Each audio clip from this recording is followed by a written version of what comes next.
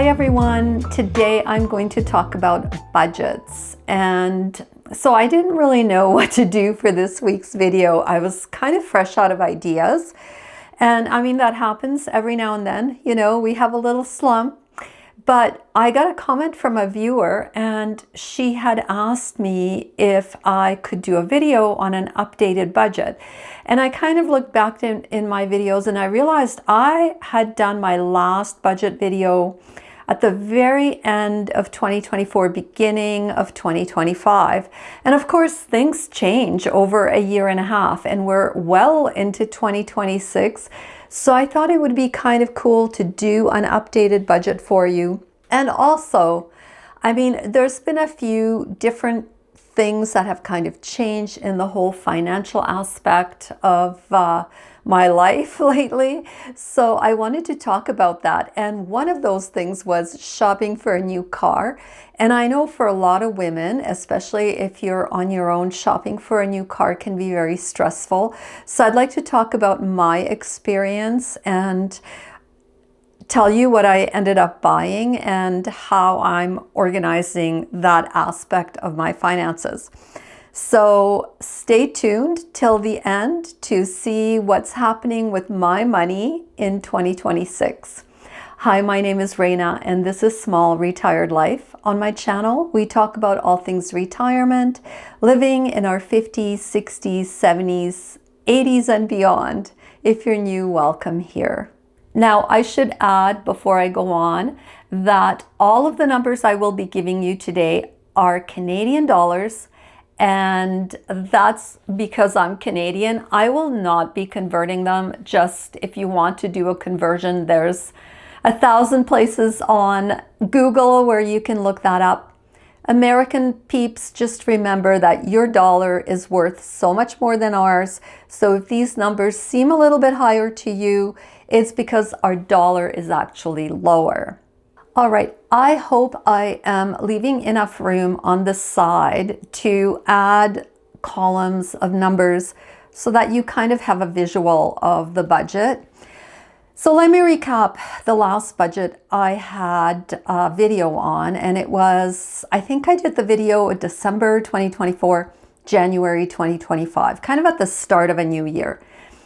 And at that time, all of my costs, both fixed, the stuff that doesn't change month to month, and then the stuff that you have a little bit more power over, which is the variable. And then I also had some subscriptions because, subscriptions kind of fit into categories where some of the stuff I do need because of YouTube, and some of the things I could cancel if I had to. Last year, or actually a year and a half ago, my budget was $3,000 a month. And additionally, on top of that, I allowed an extra $600 a month for stuff. And those things that were kind of in that $600 category were things that were just unforeseen, or if I wanted to have a little splurge on something, I would allow myself $600 a month. And sometimes I had to spend it because something happened out of the blue, something broke, an appliance or something like that. And other times, maybe I only used half of that and I wanted to buy makeup of some kind, which is really not in my budget, like actual makeup isn't in my budget. And if I felt like buying something like that, then I could take it out of that $600. I will be reviewing my trusty iPad for notes because I want to kind of make sure that I'm keeping on track. So I will start off with the fixed costs, and these are costs that I have every single month, and they don't really, I can't eliminate them specifically. So my first cost is condo fees, and when I did my budget the last time, they were $427 a month, and now they are $434 a month, so they have increased. My insurance, which includes both car and my home insurance in one number, used to be $130 a month at that time. It is now $155. The home insurance went up substantially, surprisingly, even with the new car. My car insurance only went up around $4 a month for the new car.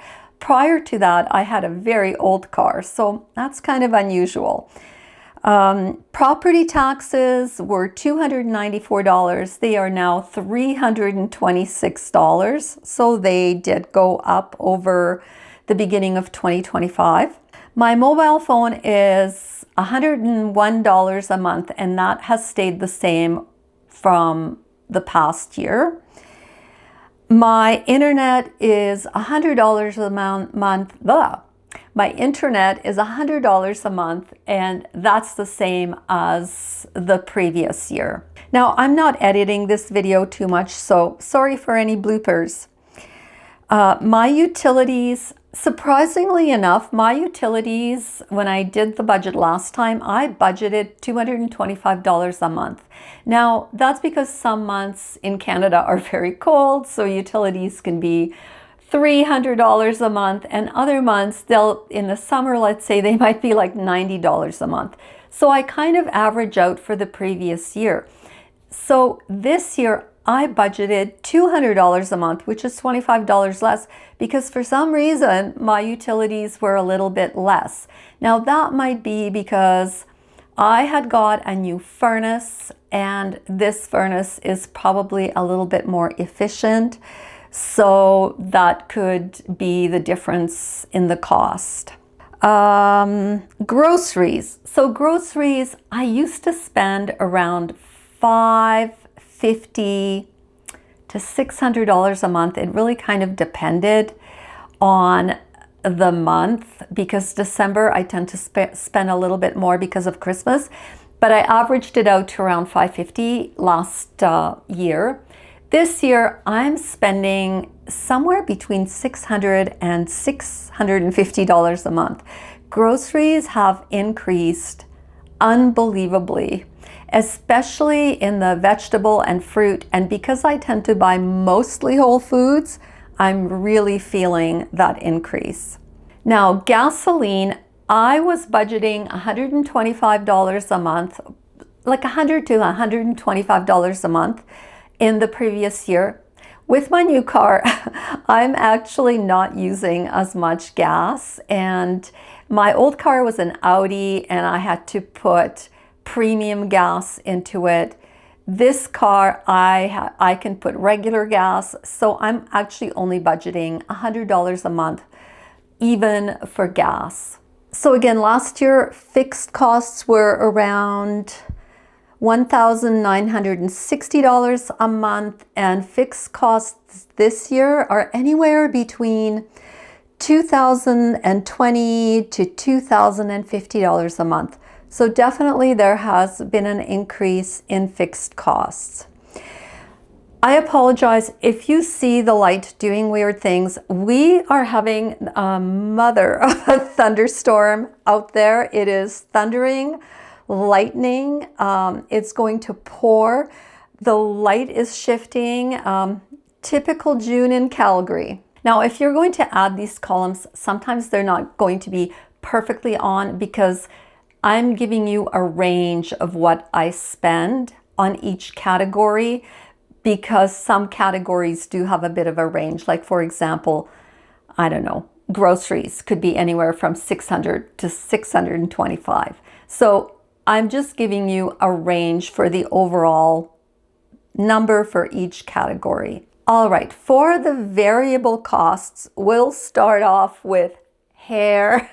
I get my hair done about 3 times a year. I just get a bit of a highlight, usually only like, I don't know, they only do the bottom, or sorry, the top. So what I do is I take the yearly number and then divide it by 12, because I budget for things monthly.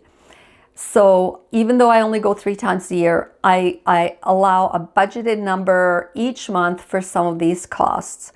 So hair, I'm budgeting $60 a month, and that's the same as the last time, so there's no change there. For gifts, I used to budget $190 a month, and now I'm budgeting $225. I mean, you know, I just give a little bit more because costs have gone up in things that I buy for grandchildren and that type of thing. For my car repairs, I used to spend $165 a month, or that's what I used to budget. Now I'm budgeting $100 a month because I have a new car, so I'm not expecting I'm going to have as many repair costs. Predominantly what I'm budgeting for with that $100 a month is things like servicing, like once a year servicing, and tire rotation, because here we have to put winter tires on in the winter and get them balanced and that kind of thing. So I'm still budgeting for that, but my car is newer, so it's under warranty, so I shouldn't expect to have as many repair costs as my old car. My medical, I used to budget $165 and I still budget $165. Now, that being said, my dental is lower this year because we now have a universal dental insurance plan from the government, so the government handles some of our dental. If you qualify, and I did qualify, I will reapply for that this year. You have to apply every year. So it may be that I'm budgeting a little bit too much, but I don't know. $165. That includes any of my prescriptions and stuff like my contact lens solution. So that type of thing. Let's see. Entertainment, I only budget $100 a month. That hasn't changed. And that's because I'm a total loser and I don't go out anywhere. I might go out with my sister every now and then, but honestly, like maybe once a month we'll go to a restaurant. Usually she'll come over to my house and we'll have a little glass of sparkling bubbly. Let's see. Now household, I budget about $100 a month for, you know, if things break down or if I need to buy light bulbs or that kind of thing. I don't have too many issues with my home. I haven't had to get any plumbing work done or anything like that, but I budget $100 a month anyways, just so it's there. I buy books and magazines and I spend $30 a month approximately. Some months I don't buy anything because I do use my library app, and other months I'll buy a more expensive book perhaps, or I'll buy the odd magazine at Christmas or around Christmas because I like Christmas magazines.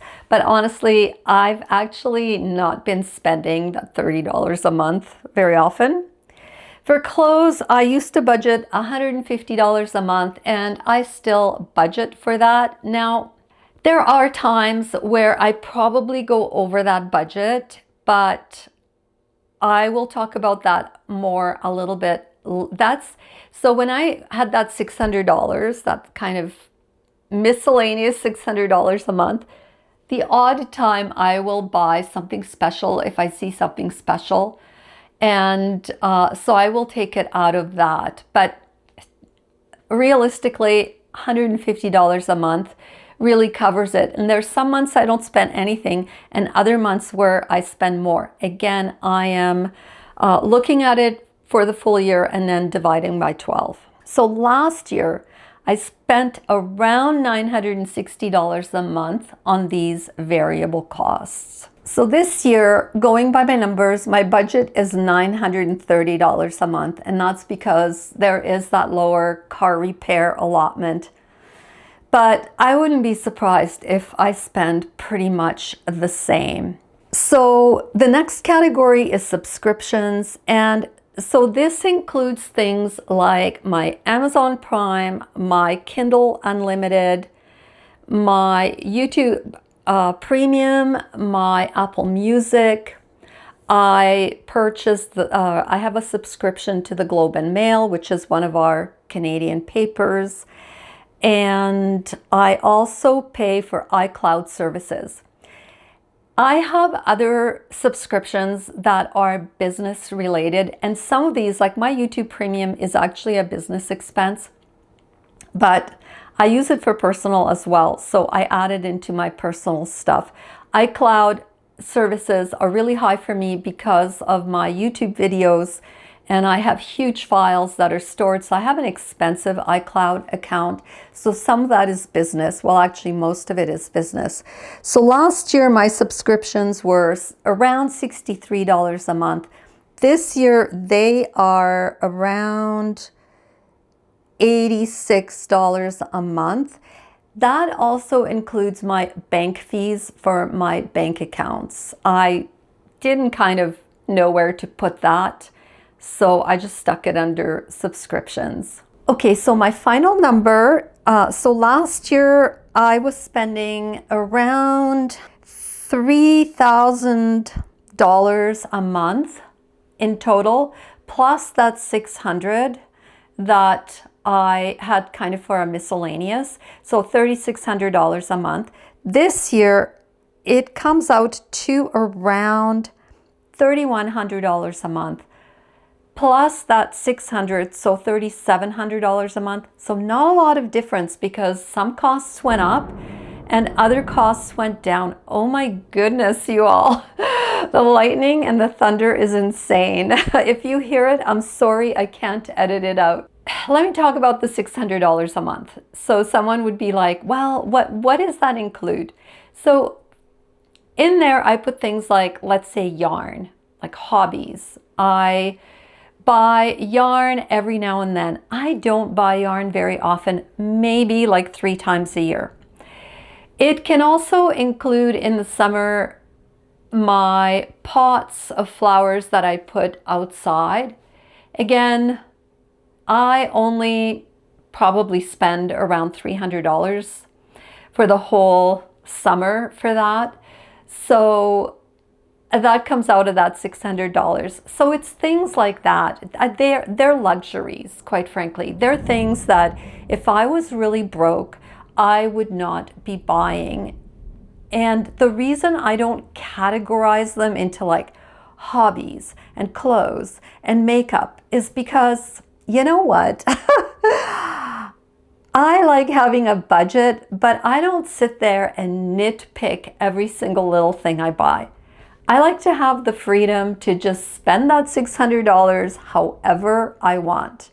That full $3,700 for the month comes out of my investments, so my registered retirement savings plans. So every month I withdraw that amount of money, or I usually withdraw like a lump sum every 3 months so that I'm not paying as much in fees, and then split it out over each month. But essentially I withdraw $3,700 a month from my retirement savings account. I am not receiving any pensions right now of any kind. So this is strictly from the interest that I gain on the savings that I have accumulated throughout my lifetime so I could retire.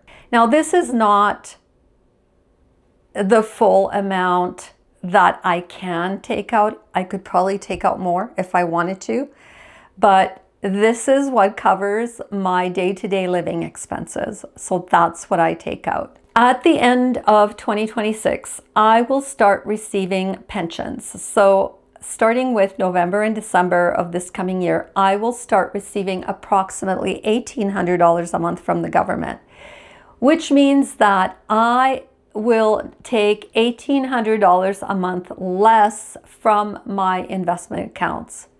I mean, I could probably increase the amount I spend every month, but I don't really need to, so I'm not going to do that. But I will start receiving pensions at the end of this year, so that will be kind of nice. The other thing that I'm going to add here is, as you all know, I go to Australia every year, and there are expenses that are associated with that. And I have a video, I'm going to try and link it up above if I remember, that talk about the expenses that come with traveling to Australia. Typically, it costs an extra $5,000 for the months, for every month that I am in Australia. So if I'm there for 3 months, it'll be $15,000. If I'm there for 4 months, it'll be $20,000, and so on. That money does not come out of my investments or my pensions that will be coming to me or anything like that. That is covered strictly by my YouTube. So the amount of money that I make over the year from YouTube covers that Australian trip, and it covers all of it. And I only stay in Australia for as long as, you know, I have money for. So if I was to make $20,000 for the year from YouTube, I could stay in Australia for approximately 4 months. Now, it's not that simple, because out of that YouTube money, I have to pay a significant amount in taxes, even after all of the business deductions and so on. We have a very high tax rate in Canada, and I also have to pay into CPP out of my self-employed earnings, which I didn't even know that I had to do that. And not only do I have to pay into CPP from that money, but I have to pay both the employer and the employee portion, so 12%, just for my pension. And that will not be applicable starting next year, because as soon as you start collecting CPP, you no longer have to pay into it. And that's why I will be taking CPP this year, because I was going to wait a couple of more years, but it really doesn't make financial sense. I've looked at it, and my accountant has looked at it, and it doesn't make sense for me to wait that extra 2 years. The difference in the amount I'm getting would just not be significant, and I would be paying so much into it from the YouTube earnings. So everybody has to kind of assess their own situation when it comes to what you're paying for, what you're not paying for, how it makes sense within your own parameters and within your own budget. So my YouTube money pays for that Australian trip, and it also pays for any business costs that are there because of YouTube. So I have subscriptions to things like a music copyright service, and an editing software package, and an accounting software for my business. And there's all kinds of, I have camera costs. I broke my camera this year, so I had to purchase a brand new camera. It was really expensive. That all comes out of that YouTube money.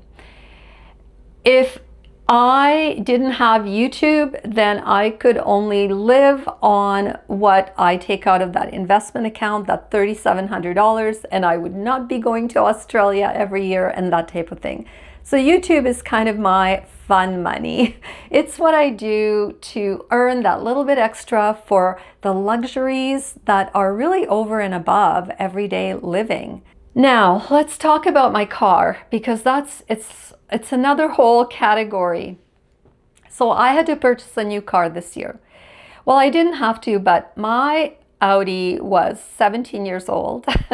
There is nothing more expensive in the world than an old Audi that you have to fix, because here in Calgary, there are very few places that cover Audis in general. You have to go pretty much to the dealership, and there are some smaller shops that can fix German cars. But it just got to the point where it wasn't worth it for me to get it fixed. It needed a serious fix on something that was going to be around $8,000, and you know, it was a 2009. It was not worth it. I purchased that car back in 2010, the end of 2010. It was almost 2 years old when I purchased that car. So it wasn't brand new, but it was fairly new, and it was the nicest car I had ever owned in my life. It was an amazing car. I loved it. I didn't have a ton of mileage on it because I hardly ever drive, but it was a great car. Now, I know nothing, like zero, about cars. And if I hear a funny noise in my car, I immediately break into a sweat. I immediately see big dollar signs in front of me, and I freak right out because I know nothing about cars. So when I went shopping for a new car, I was so stressed out. I pretty well knew I needed a new car. I really wanted to buy a hybrid vehicle. Unfortunately, because I travel and my car sits in my garage for months at a time, I could not have an electric or a hybrid because they have to be driven every week. Otherwise, the battery, when it sits there, it deteriorates. So that was not a possibility. So I just bought a regular gasoline, whatever gas, pump thing car. I knew I could not afford another Audi, like the same Audi that I had, which was a little Audi A4 with the turbo thing, whatever. That same car was in the $50,000 range. When I bought it, it was used. It was $40,000. And now the same, if I was to get like a year and a half, 2-year-old car, it would be around 50,000. So I was like, no, I don't want that. So I did the car shopping thing. I went and I test drove a bunch of cars. I was looking for a car that was about a year old, 2 at the most. I didn't want to get something older than a 2-year car. I wanted it to have warranty still. I didn't want to have to worry about repairs for a long while. Again, I know nothing about cars. For me, I also drive my car for a long time. Like I said, my last car I drove for almost 16 years. So I am one of these people who likes to buy not necessarily brand new, but definitely newer. I test drove a Toyota Corolla, and yeah, that was not good because to go from an Audi to a Toyota Corolla was a little bit, I don't know. It was just not nice. I was used to a certain level of performance with my Audi.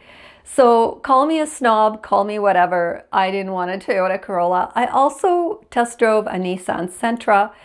And I was thinking of test driving an Acura because they're supposed to be really good. But every time I watch one of these body cam videos on YouTube where the cops are chasing bad people, they're always driving a Nissan Sentra. I don't know what it is. Or they're driving some kind of an Acura and they're, doing car chases. So there was just this thing about those cars. So I didn't go for that. In the end, I ended up buying another German car.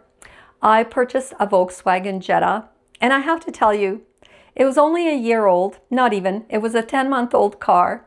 It had 20,000 kilometers on it, which is not a lot. It was used in the rental pool for Volkswagen, and the reason I bought it is it felt almost like my old car, but just with a lot of upgraded computer stuff inside where I needed a course from the dealership to learn how to work the car.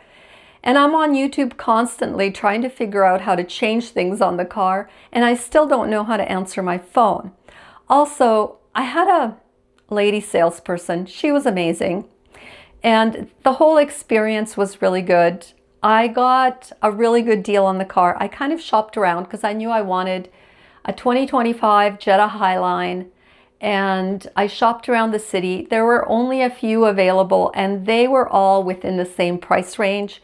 And a lot of the dealerships here don't give you a deal when there's only like 3 or 4 cars available like that in the entire city. Now, I know some of you are experts. You can go buy a secondhand car. You know what you're doing. You know how to shop the auctions. You do all the stuff, okay? I don't know anything. So for me, I am the candidate who goes to a dealership, buys a newer vehicle that still has a ton of warranty on it, and drives it off the lot. So that's what I got. The car is amazing. I'm really happy. The whole experience was really good. I had no pushy salespeople. Everyone was lovely. And I love my new car. It's amazing on gas, way better than my old car. But at the same time, Volkswagen is owned by Audi. They're one and the same. Some of the parts in the car are Audi parts. So I feel like it's the same type of car. I had a black car, black sedan. I got a black car, black sedan. It's just more computer stuff in it. So that was my car shopping experience. Now let's talk about how I financed it. So believe it or not, my new car all in was around $30,000 compared to my 17-year-old Audi, which I bought 16 years ago, and it was $40,000 when I bought it. So pretty amazing. I got this car that actually performs better than my old car because it's updated technology, and it was less money than my old car. I had the money to pay for the car outright, but I got 0% financing. So instead of pulling the money out of my GICs, which are getting 4%, I decided to finance the car for 2 years because I don't have to pull my money out and lose that 4% interest. And I'm able to just pull the money out of my what I make on YouTube.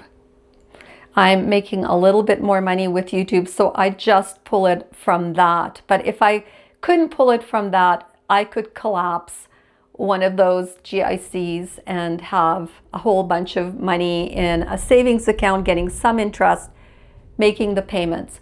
So essentially, the way it worked is I actually got a better deal on the car if I financed it, even though the financing was 0%. It was really weird.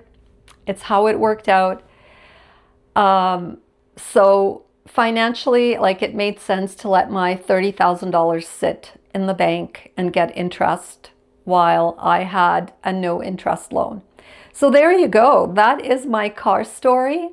That is my budget, or the budget I've been living on in 2026. If you have any questions or comments, you can leave them in the description section, or sorry, in the comment section below the video. And you can talk about your own budget. I definitely feel like I'm spending more money this year, even though like my overall budget hasn't increased a lot. I find that that $600 that I have for miscellaneous stuff every month, last year I didn't use up as much of it. This year I'm definitely going more into that $600. And then I do have this additional car cost, which again, I could pay it off outright, but I choose not to. I choose to just pay it monthly over the next couple of years. I may pay the loan out at the end of the year. I don't really know. It's not a huge issue for me. All right, that is all I have for this week. I will see you all next week at my regular time. Bye.